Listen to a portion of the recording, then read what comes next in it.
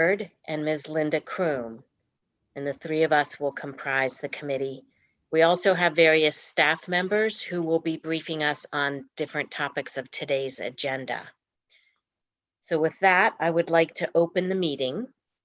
And the first item on our agenda is approval of minutes. As we are operating under the Open Meetings Act, we need to approve minutes of our prior meetings. Would anyone like to move approval of the minutes of our last meeting of December 21st, 2020? So move. Second. There's a motion and a second.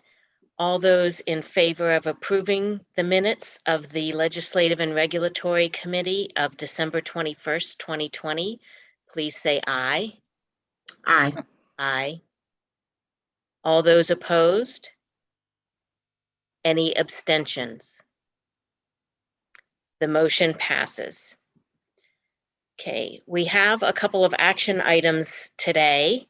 The first action, well, let me just provide a little bit of context for those who this may be new to them in terms of attending these meetings. Often at the large committee meetings, a great deal of time is spent on construction projects, given the nature of the contracts involved and the dollar amounts of the contracts involved. Today, we get an opportunity to look at a lot of the work of a different part of HOC, equally important and very complex, as you will see. And that has to do with the voucher program. Our ability to provide affordable housing is not just in building our own bricks and mortar and subsidizing residents who move into those buildings, but also in providing vouchers, which members who qualify can take into the community and rent from literally any landlord that's willing to comply with the requirements of the voucher program. That sounds very easy, but I think what you will see today is there are many voucher programs. Each of them is very specific in terms of who they are to serve and the requirements around how those vouchers are issued and the various lease contracting procedures with both the landlord and the person who is the voucher holder, or as we will hear today, also some vouchers are place specific and not individual specific. So anybody who read through the briefing materials for today will have a very good sense of the incredible complexity and detail required of the staff of HOC in order to comply with all of HUD's various requirements. So I just wanted to give that as a little bit of context, because some of the people who are participating via watching the live stream may not have as much experience with the voucher program. And today we will be spending most of our time talking about that.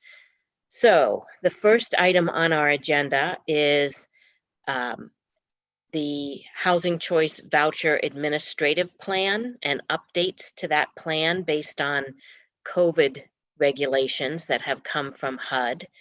The administrative plan is one that we have to file with the Housing and Urban Development Agency to show that we are, in fact, putting in place procedures to comply with all of their requirements. I think, Lynn, are you going to be briefing us on this? Yes, thank you, Commissioner Kelleher. We're requesting permission to modify the HOC administrative plan in response to HUD PIH Notice 20-33, published on November 30th, 2020. This notice continues to allow HOC to streamline daily operations and meet operational challenges resulting from the COVID pandemic. The notice restates the waivers and alternative requirements previously included in HUD PIH Notice 2020-13 and adopted by the Commission on September 9th, 2020. It also incorporates waiver flexibility for the moderate rehabilitation program and mainstream voucher programs. Additionally, it extends the period of availability to June 30th, 2021.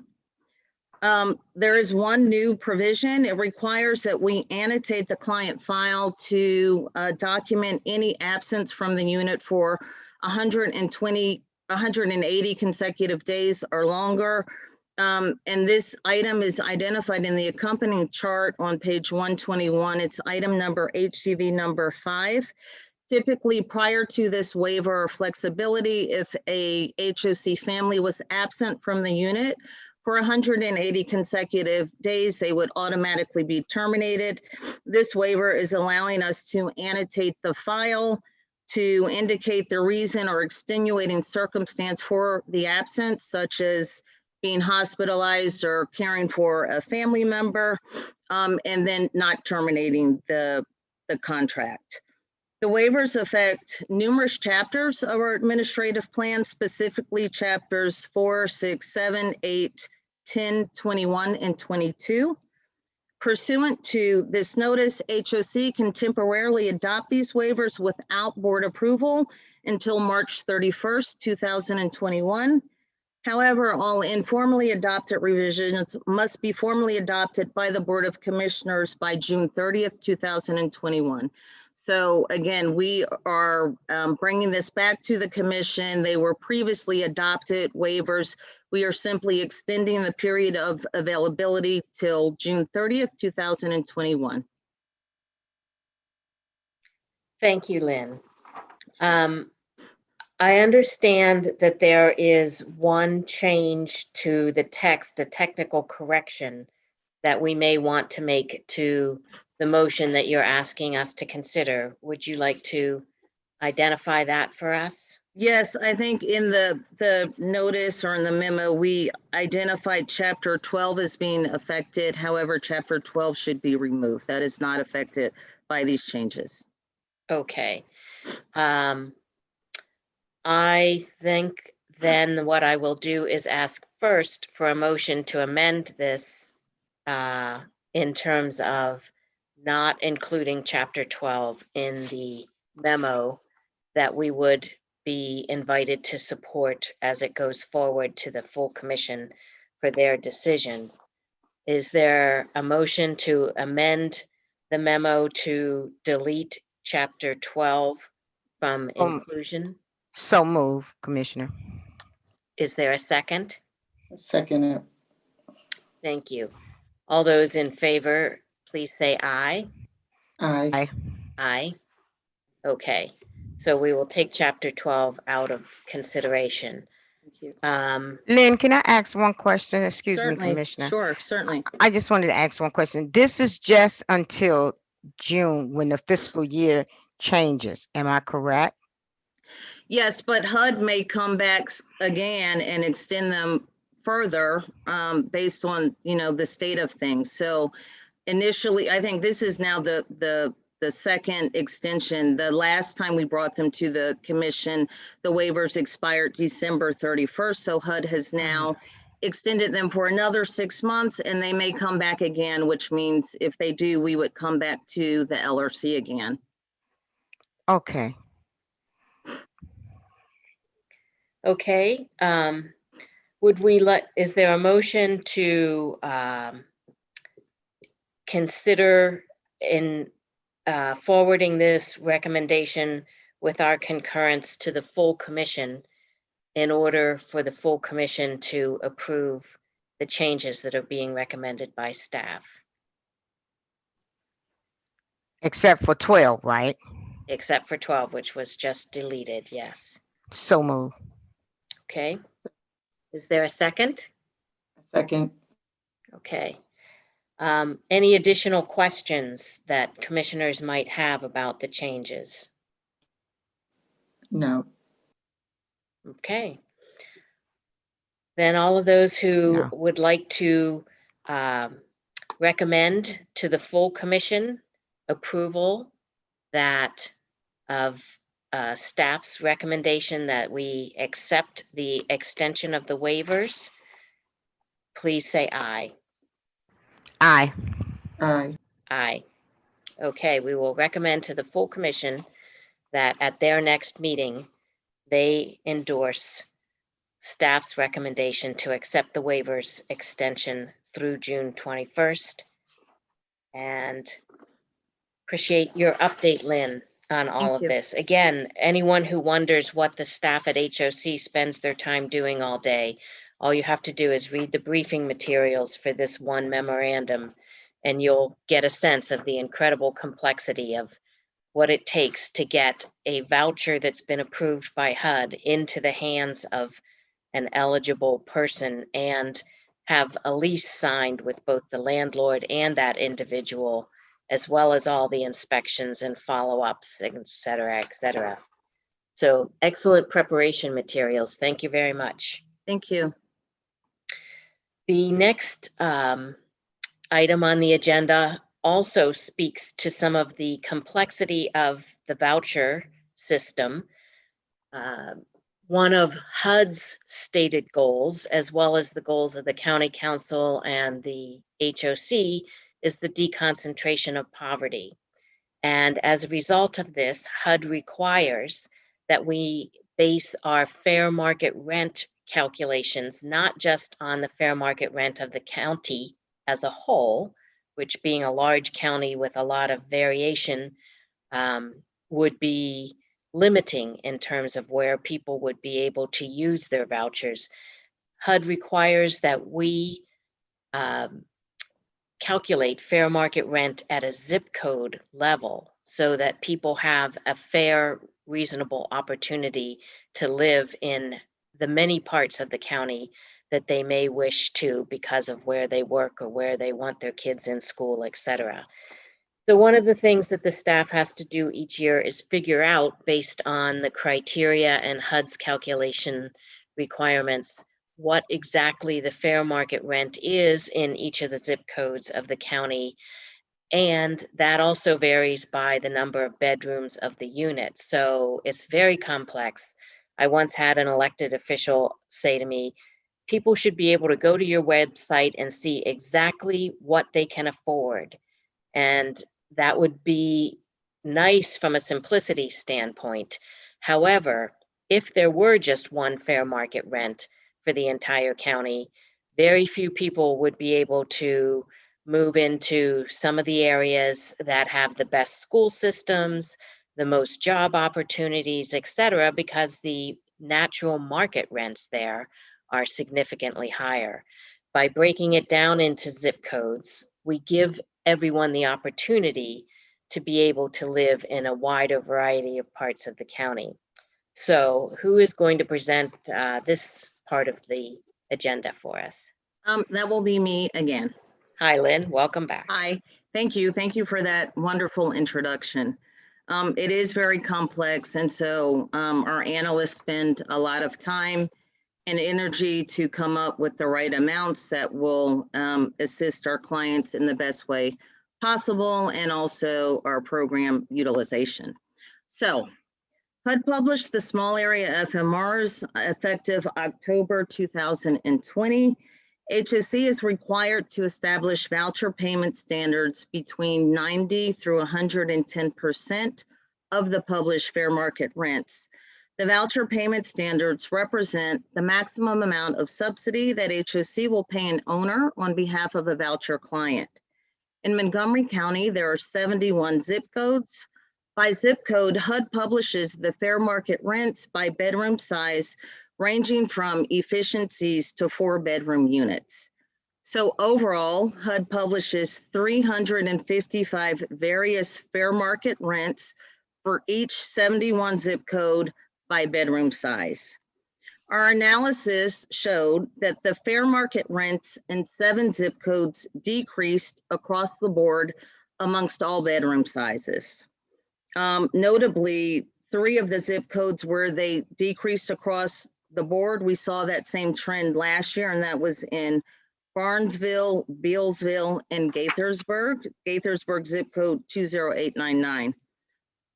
This year, we saw fair market rents increase across the board in 45 different zip codes for all bedroom sizes, 0 through 4 bedrooms. So we're seeing a little bit different fair market rents than what we saw last year. This year, we saw more increased fair market rents. Again, we saw increases in 45 zip codes, whereas last year the increases were only amongst 28 zip codes.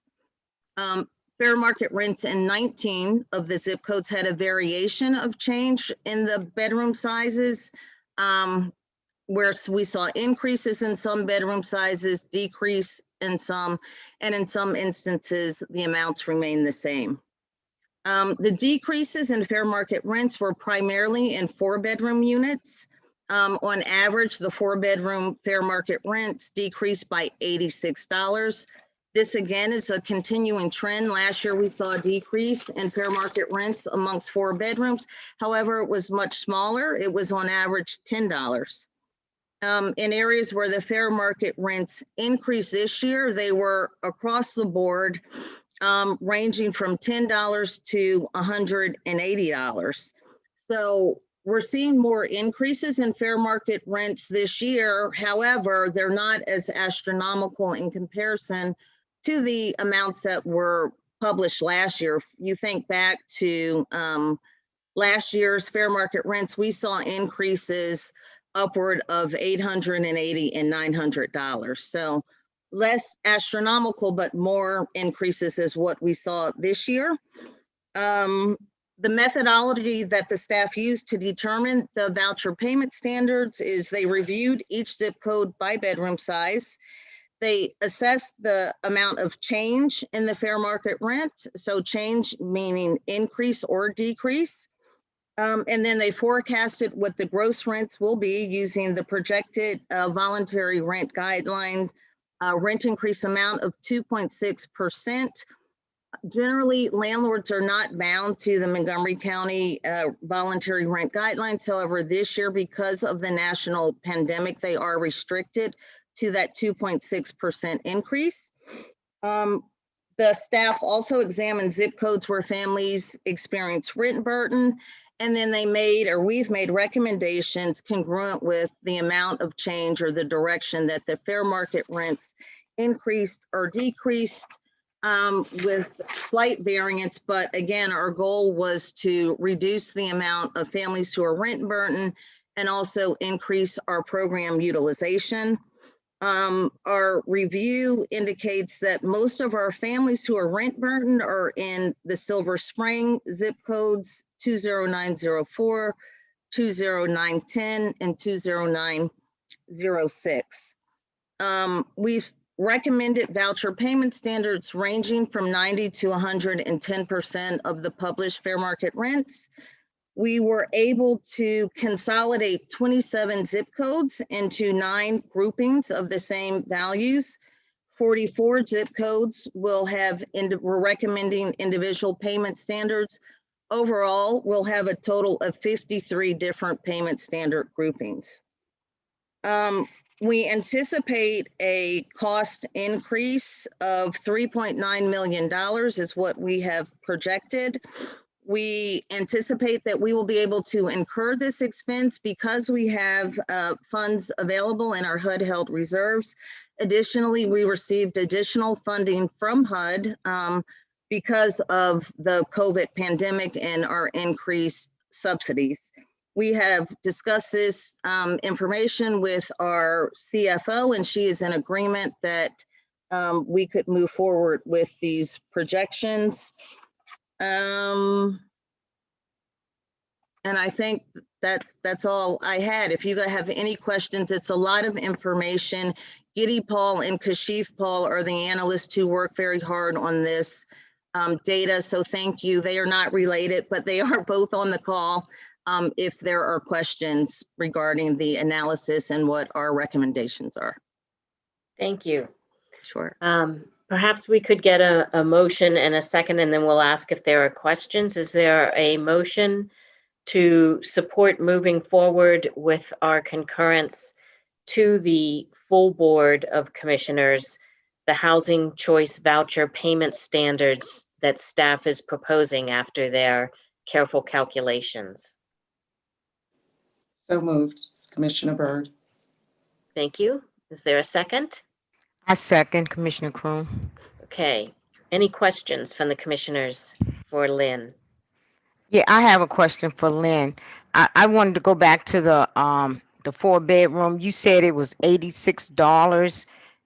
I have down here $86. You said that that's what it is now, or is that how much it went up? No, so we saw decreases in the published fair market rents, primarily in 4-bedroom unit size, and the average amount of the published fair market rent decreased by 86. Decreased by Decreased, 86. Decrease. yes, So that would still vary by zip code, but you averaged across the zip codes what the decrease was. that's correct. And so the decrease was prevalent most in 4-bedroom units. Interesting. Any other questions? So Lynn, with the pandemic, are you finding people trying to find places? We are now. Initially, at the onset of the pandemic, clients were reluctant to move. They did not want to be out in public, nor did they want people coming into their homes or going in to view homes that were available to rent. But with, cautionary measures in place, we are seeing some movement and requests for people to relocate. So yes. Thank you. Sure. Any other questions? Okay, if there are no other questions, then I will ask everyone who supports us moving this forward to the full board for their decision to please say aye. Aye. Aye. Aye. All right, so approved to move forward to the full board. We have several updates available. Again, we're going to hear more about vouchers, I think, in some of these. The first of the updates is about the federal stimulus bill that was passed in December of 2020. Who's going to provide that Sure, update? I am, Commissioner. Forgive me, my having a little bit of technical difficulty. My camera's not working, but for the record, Stacy Span, Executive Director. Okay, we know what you look like. Well, I'm appreciative. So on December 27th, the Consolidated Appropriations Act of 2021 was signed. And just I wanted to give a quick breakdown of where the funding is going. So it includes about $25 billion in emergency rental assistance program. And just so we're clear, much of that rental assistance is actually, instead of going through the U.S. Department of Housing and Urban Development, is in fact going to flow through the Department of Treasury this time. And so they are, the two agencies are working together, two departments are working together to figure out precisely how it's going to flow. And that's all in process now. It's not certain at this point, but they're working through it. As a part of that, local governments were eligible to apply for direct allocation from Treasury. According to the National Association of Counties, Montgomery County is eligible for approximately $31.4 million.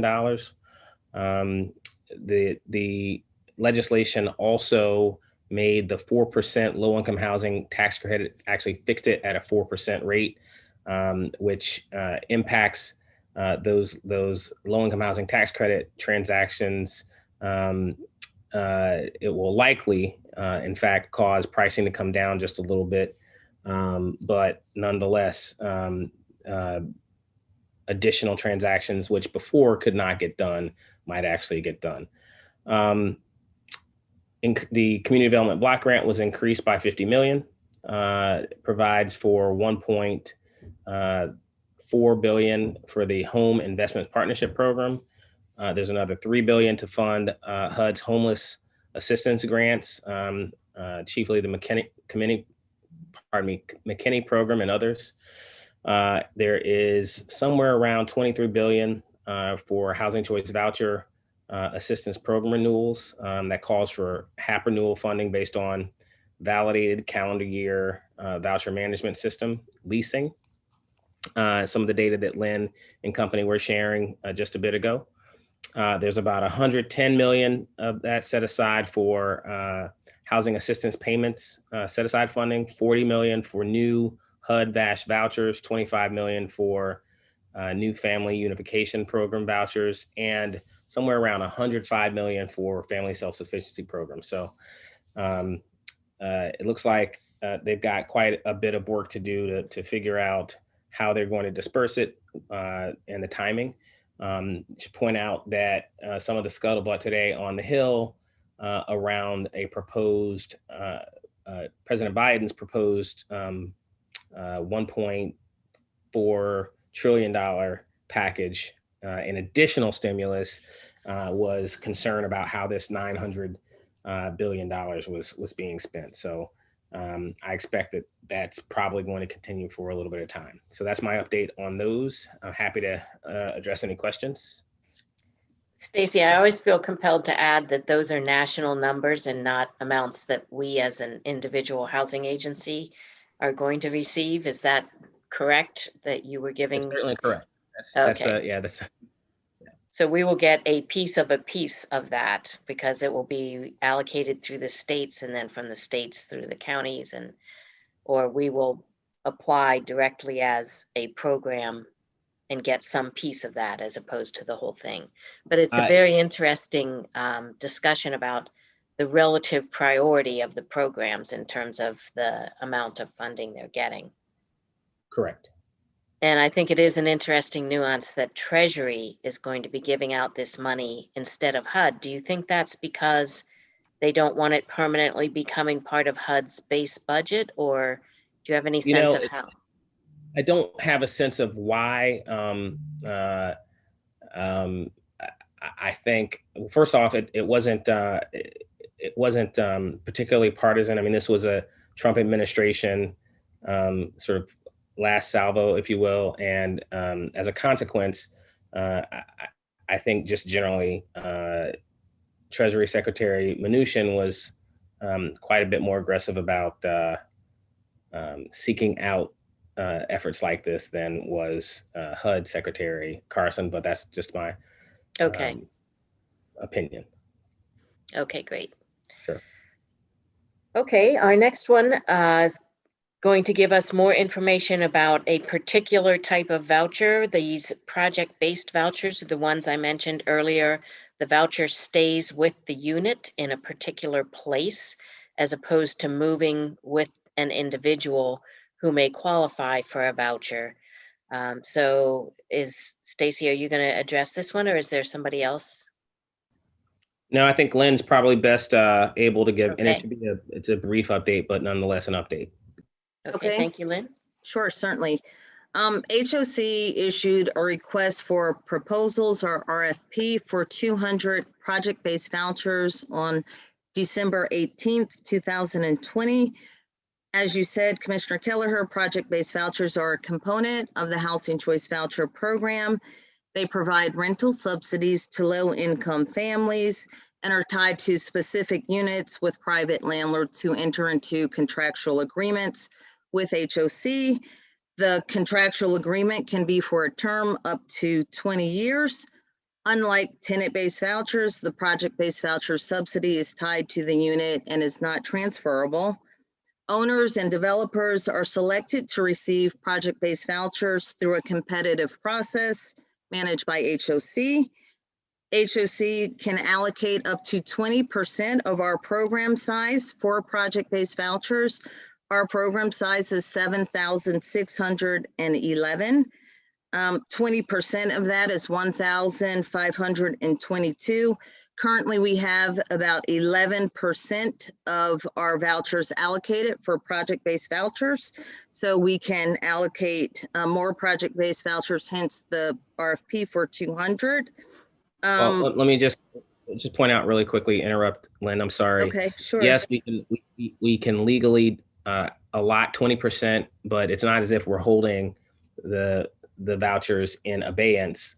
In fact, we are well over 95% utilized, and we generally stay that way. So the actual availability of voucher monies for project-based vouchers is quite a bit different than than our legal limit of 20%, quite a bit lower. So yes, we're at 11%. We've routinely been at somewhere around, I guess, between kind of 10 and 15%. For us to actually issue beyond 12.5%, 13% would essentially mean that we would not be reissuing vouchers that persons who have tenant-based vouchers have in hand right now and have been on the wait list for some time. So there's a quite a bit of tension between the tenant-based voucher need, given our wait list of somewhere around 18,000 native Montgomery citizens, and the project-based voucher desire from our development compatriots. And so it's unlikely that we'll in the near term get to 20% unless we get significantly more funding from the U.S. Department of Housing and Urban Development. Thank you for that segue. So to piggyback off of what Stacy said, we don't receive additional funding for project-based vouchers. So there is no additional monies or additional vouchers. It's from our existing allocation of vouchers and our existing allocation of funding. We held a pre-proposal conference on January 5th, 2021. Proposals are due on February 4th, 2021. So we're anticipating to receive a lot. We've had a lot of communications with various developers and owners throughout the county. So, and just like the tenant-based vouchers, we will be unlikely to be able to satisfy the demand of all of those project-based vouchers. So it is quite a competitive process, and so we'll see how it bears out. Any questions for Lynn or Stacy on this topic? I have one. What is HUD's purpose for having project-based vouchers as well as individual tenant-based vouchers? I would be. The purpose is so the tenant-based voucher was to offer a mobility option to customers who have preference for a place to live. It may be in a community or so forth.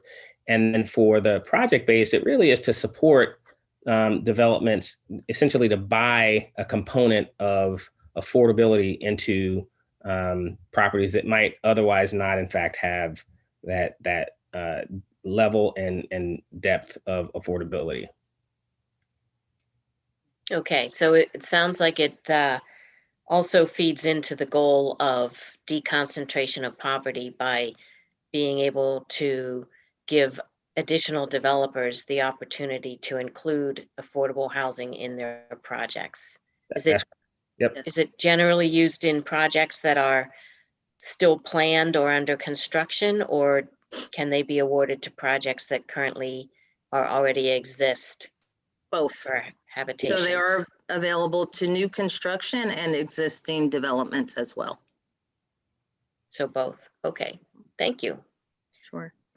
Any other questions before we move to our last topic? No. Okay. Our last topic is local county housing legislation, an update on what's going on there. Well, it's a little bit more expansive than local county. So Okay. I'll actually, I want to talk about, I'll start with federal and then move down through state to local. And it's general at this point because, quite frankly, the legislative session for the state just started. We now have a new administration from the federal standpoint, and the county council's been hard at work dealing with COVID issues and the like. And so with regard to federal, the eviction moratoria have been extended through March 31st by executive order. And then state eviction moratoria have also been extended. President Biden has issued his American Rescue Plan, and there's a renewed emphasis on addressing rent relief. preventing evictions and addressing the current and impending housing crisis. So we're continuing to kind of figure out what's going to happen with the federal legislative landscape, because as you might imagine, there's quite a bit of conversation about relief and potential fiscal downturn.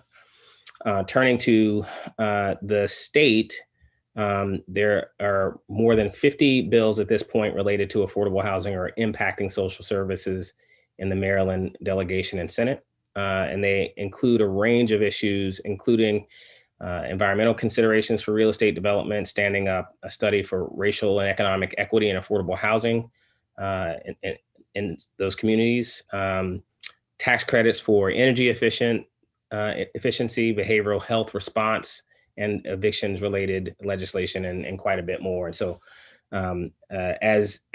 this is going to be a fast and furious session.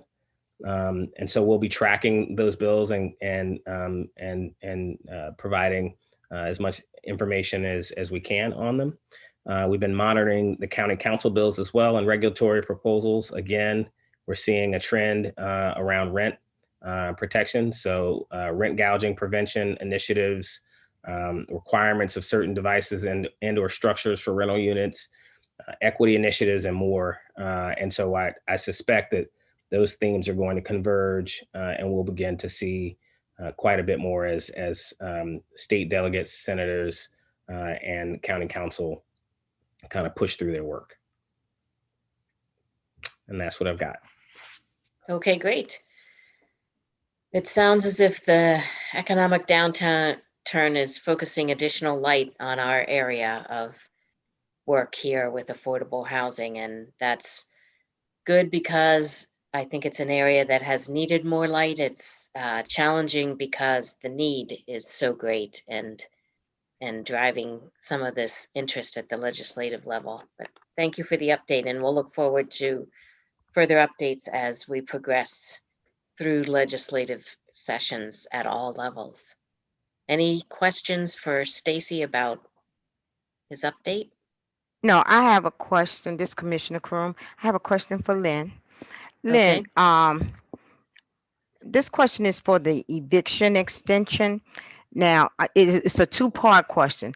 Now, we've been in this pandemic since, well, I've been off since March of last year. Now, how long have you had one customer that hasn't paid rent?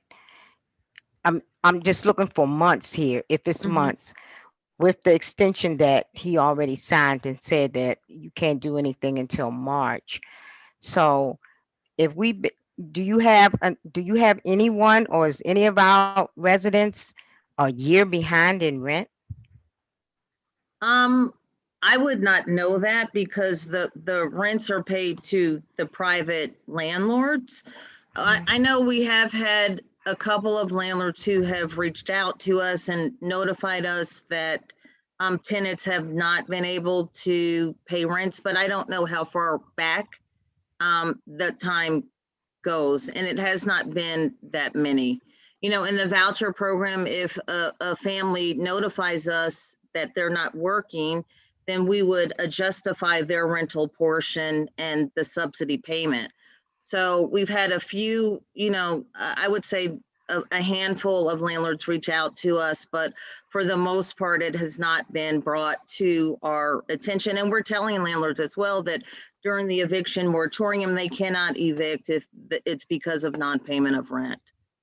So we have not been that impacted because, again, we adjust the subsidy amount and the amount of tenant rent when the tenant notifies us of a change in their income. Okay, so you have been sending out correspondence, HOC I'm talking about. We did a mass mailing to all of our tenants, apprising them of the eviction moratorium. So yes, we did. We sent them that information and contact information as well. Yes. Thank you. Sure. Any other questions? No? If not, I will consider the meeting adjourned. And Thank you all very much for all the work that was involved in today's presentations. And we look forward to talking with you again. Thank you. Thank you, Lynn. Thank you. Bye. Bye-bye. Bye.